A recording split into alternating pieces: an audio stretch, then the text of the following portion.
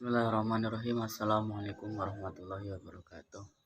Salam sejahtera bagi kita semua. Semoga kita selalu diberikan kesehatan, keselamatan, dan semoga kita dijauhkan dari mara bahaya seperti wabah COVID-19 ini yang telah menjadi problematika besar bagi negara kita, khususnya dalam bidang pendidikan. Semoga dengan walaupun adanya keterbatasan kita untuk belajar, tidak mengurangi semangat kita untuk menuntut ilmu di mana saja. Nah, di sini saya akan mempresentasikan mengenai teknik dan instrumen penilaian tes. Kelompok kami terdiri dari pertama Lara Fika Khodijatul Adzah dengan NIM 2012000039 dan Daniar Dwinur Alisatul Ulia dengan NIM 20120040 dan Dedik Nugroho dengan NIM 20120041 dan yang terakhir Deni Sulistawati dengan NIM 20120042. Sini saya akan menjelaskan mengenai bentuk-bentuk instrumen penilaian tes. Instrumen penilaian tes adalah sebuah teknik yang sering digunakan untuk mengukur aktivitas pembelajaran. Bentuk-bentuk instrumen dalam evaluasi pembelajaran terbagi menjadi 3. Yang pertama, tes tertulis, kemudian tes lisan, dan tes perbuatan. Dalam tes tertulis terdapat 2 bentuk, yaitu bentuk uraian atau IC dan bentuk objektif. Nah, di sini saya akan menjelaskan mengenai tes tertulis. Adapun bentuk-bentuk tes tertulisnya itu yang pertama, bentuk uraian atau IC. Tes bentuk ini adalah pertanyaannya membutuhkan jawaban uraian, baik uraian secara bebas maupun uraian secara terbatas. Tes tertulis dalam bentuk uraian yaitu menuntut kemampuan murid atau peserta didik untuk mengorganisasikan dan merumuskan jawaban dengan menggunakan kata-katanya sendiri untuk mengolah jawaban itu sehingga jawaban itu bisa dikatakan sinkron atau benar.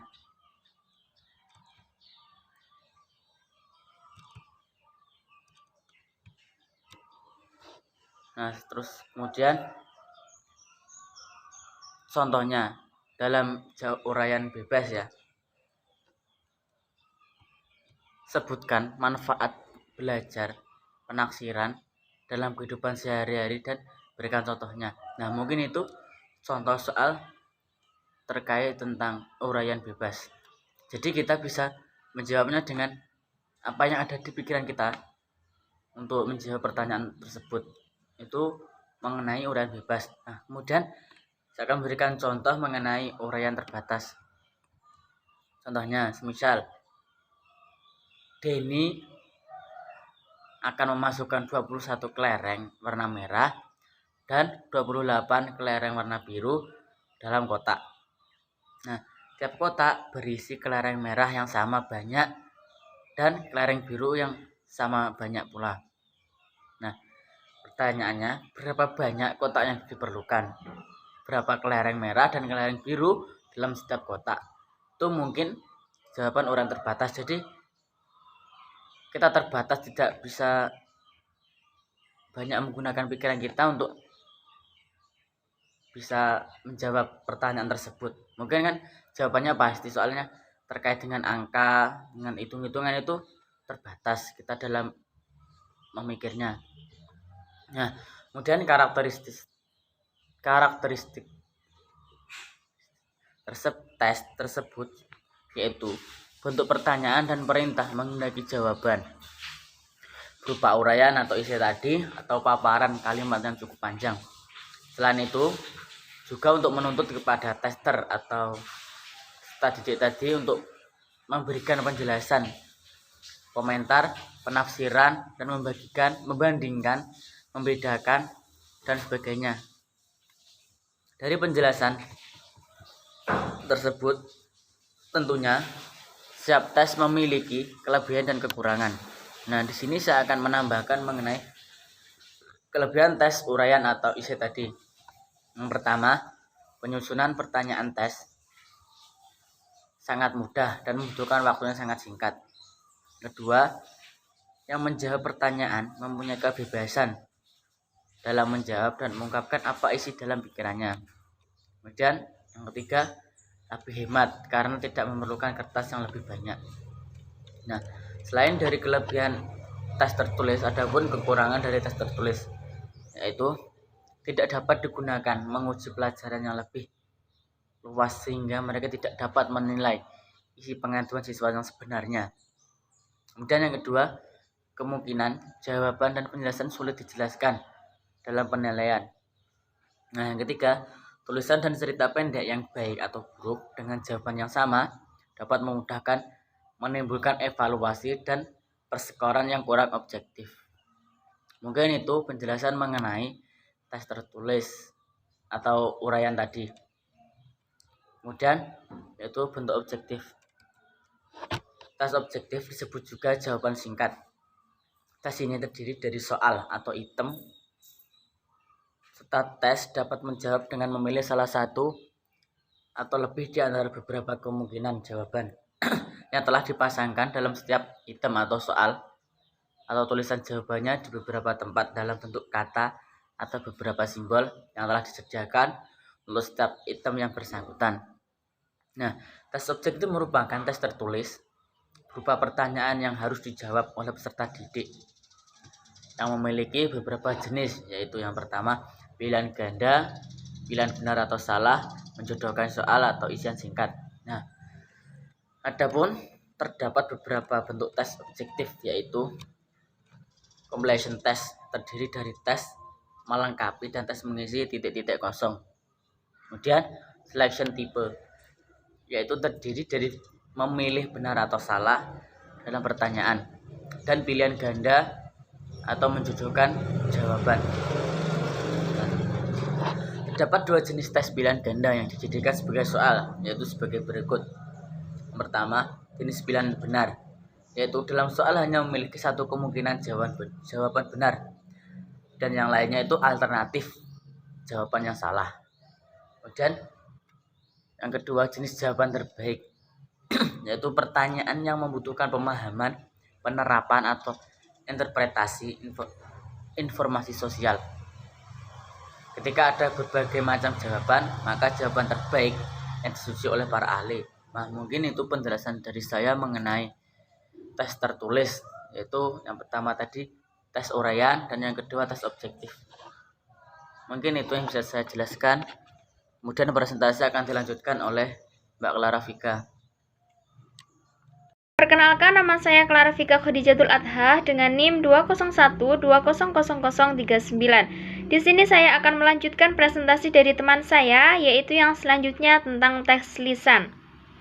Di dalam tes lisan ini terdapat beberapa pertanyaan yang diberikan oleh guru melalui lisan dan akan direspon oleh peserta didik melalui lisan juga.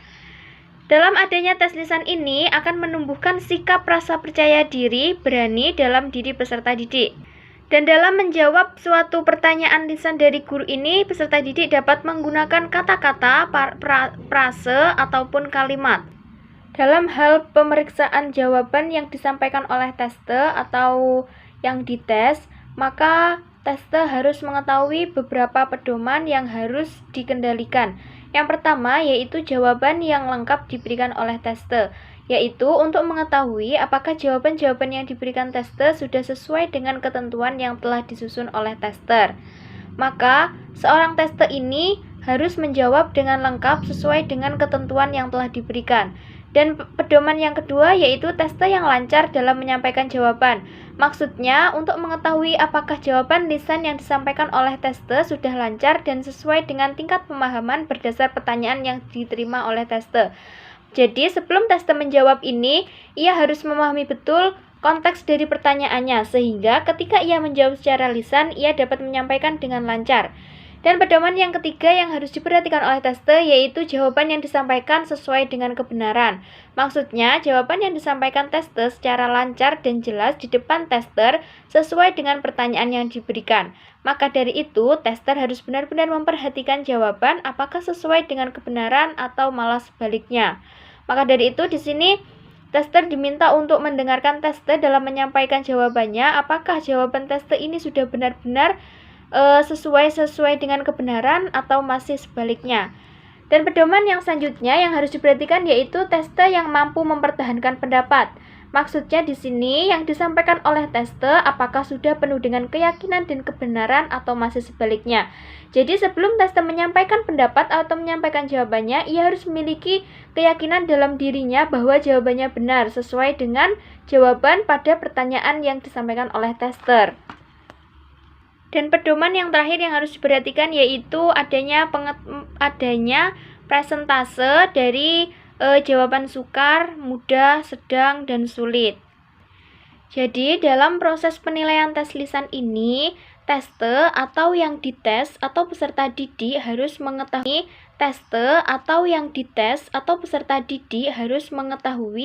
5 macam pedoman yang harus diperhatikan agar penyampaian dalam tes atau pertanyaan yang disampaikan oleh guru dapat disampaikan dengan baik dan sesuai dengan pedoman dan sesuai dengan ketentuan yang diinginkan oleh guru. Dan yang selanjutnya saya akan menjelaskan tentang tes perbuatan. Tes perbuatan yaitu tes yang mengharuskan siswa menjawab dengan perbuatan, tindakan, atau perilaku. Peserta didik melakukan perbuatan sesuai dengan jawaban atas pertanyaan atau perintah. Jadi dalam konteks penilaian tes perbuatan ini, peserta didik harus melakukan pertanyaan yang diberikan oleh guru dengan mempraktikkan. Seperti contoh, dalam materi ada perintah untuk mempraktikkan gerakan sholat yaitu ruku. Maka di situ peserta didik diminta untuk mempraktikkan gerakan ruku tersebut. Apakah gerakannya sudah sesuai dengan pembelajaran atau materi yang disampaikan sebelumnya atau masih kurang memahami. Maka peserta didik dapat mempraktikkannya menggunakan dengan gerakan perbuatan seperti itu. Penilaian tes perbuatan ini dilakukan mulai dari peserta didik melakukan persiapan, penugasan, sampai dengan hasil yang diperoleh. Secara umum, untuk menilai tes perbuatan dibutuhkan format pengamatan dengan bentuk yang memudahkan pendidik dalam memberikan angka atau skor. Format yang digunakan yaitu terdapat format individu maupun format kelompok, menyesuaikan dengan pembelajaran yang sedang berlangsung. Assalamualaikum warahmatullahi wabarakatuh. Saya Deni Sulistiawati dengan NIM 201200042 akan meneruskan penjelasan dari rekan saya, yaitu mengenai instrumen tes. Dari berbagai bentuk instrumen tes memiliki fungsinya masing-masing. Pada umumnya, fungsi instrumen tes sebagai alat ukur dalam sebuah pembelajaran. Jadi, untuk mengetahui kemampuan siswa, diperlukan adanya instrumen tes. Saya akan membahas mengenai fungsi-fungsi dari masing-masing bentuk instrumen tes. Yang pertama mengenai tes tertulis. Jadi, tes tertulis adalah yang paling penting untuk mempersiapkan bahan uji. Segala sesuatu yang ditulis harus berdasarkan pada pengembangan indikator yang telah disusun dalam sebuah kisi-kisi. Penggunaan lembar pertanyaan dalam tes tertulis sangat tergantung pada perilaku atau kemampuan yang akan diukur. Tes ini berfungsi untuk mengukur kemampuan atau perilaku secara objektif dan untuk mengukur kemampuan mengorganisasikan gagasan dan menyatakan jawabannya menurut kata-kata atau kalimat sendiri. Dalam tes tertulis bentuk objektif, menuntut siswa untuk memilih jawaban yang benar di antara kemungkinan yang diberikan, memberikan jawaban singkat, dan melengkapi pertanyaan atau pernyataan yang tidak lengkap. Tes objektif sangat bagus digunakan untuk menilai kemampuan yang tidak terlalu menuntut proses mental, seperti mengingat, mengidentifikasi, memahami, dan menerapkan prinsip. Tes uraian digunakan untuk mengukur hasil belajar yang kurang tepat atau tidak dapat diukur dengan tes objektif. Jangan hanya menggunakan tes isai untuk mengukur proses berpikir rendah. Gunakan tes isai untuk mengukur hasil belajar yang kompleks. Tes isai terbuka cocok untuk mengukur kemampuan siswa yaitu menghasilkan, mengatur, dan mengekspresikan ide, mengintegrasikan pelajaran yang dipelajari di berbagai bidang, membuat desain eksperimental, mengevaluasi manfaat dari sebuah ide, dan lain sebagainya. Tes deskriptif terbatas cocok untuk mengukur kemampuan siswa dalam menjelaskan hubungan sebab akibat, menerapkan prinsip atau teori, memberikan alasan yang relevan, merumuskan hipotesis, menarik kesimpulan yang tepat, menjelaskan prosedur, dan lain sebagainya. Untuk pembahasan yang kedua yaitu mengenai tes lisan. Jadi, tes lisan sering digunakan dalam proses pembelajaran untuk menentukan tingkat pemahaman siswa atau biasa disebut dengan fungsi formatif. Dari materi yang diajarkan atau diujikan, ujian lisan juga dapat digunakan untuk memahami perilaku siswa, minat siswa, dan motivasi siswa terhadap materi yang telah diajarkan.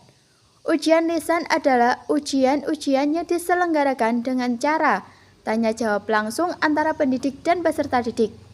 Disebut tes lisan karena tes tersebut membutuhkan kata-kata untuk menjawab pertanyaan.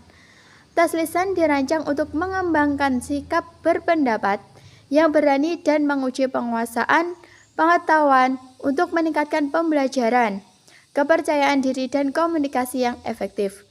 Oleh karena itu, ujian lisan dilakukan selama proses pembelajaran. Ujian lisan juga dapat digunakan untuk memahami relevansi siswa dengan materi yang diajarkan dan motivasi belajar siswa. Mungkin itu yang dapat saya sampaikan.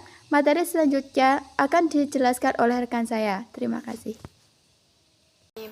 Fungsi dari tes perbuatan, kesimpulan, dan penutup. Baik, di sini yang dimaksud dengan tes perbuatan berfungsi untuk menilai kualitas pekerjaan yang telah dilakukan siswa, termasuk keterampilan dan ketetapan kecepatan dan kemampuan merencanakan pekerjaan. Tes semacam ini sangat berguna untuk meningkatkan kemampuan atau perilaku siswa karena kesalahan yang dilakukan siswa dapat diamati dan diukur secara objektif yang dapat dijadikan sebagai dasar untuk latihan selanjutnya. Dengan demikian, presentasi dari kelompok kami dapat disimpulkan bahwa tes tertulis adalah serangkaian pertanyaan lisan yang digunakan untuk mengukur dan memperoleh informasi tentang kemampuan siswa. Sedangkan tes tertulis juga terdiri dari dua bentuk uraian dan bentuk objektif. Sedangkan tes lisan yaitu tes yang memberikan pertanyaan kepada siswa untuk menjawab secara langsung. Sedangkan tes perbuatan yaitu tes yang mengharuskan siswa menjawab dengan bentuk perbuatan, tindakan, atau perilaku. Fungsi dari tes tertulis adalah untuk mengukur kemampuan atau perilaku secara objektif dan untuk mengukur kemampuan mengorganisasikan gagasan dan menyatakan jawabannya menurut kata-kata atau kalimat sendiri. Fungsi dari tes lisan yaitu untuk menentukan tingkat pemahaman siswa dari materi yang diajarkan atau yang diajarkan. Ujian lisan juga dapat digunakan untuk memahami perilaku siswa, minat siswa, dan motivasi siswa terhadap materi yang diajarkan. Serta fungsi dari tes perbuatan yaitu untuk menilai kualitas pekerjaan yang telah dilakukan siswa, termasuk keterampilan, kecepatan, ketepatan, dan kemampuan merencanakan pekerjaan. Sekian presentasi dari kelompok kami, kurang lebihnya kami mohon maaf. Wassalamualaikum warahmatullahi wabarakatuh.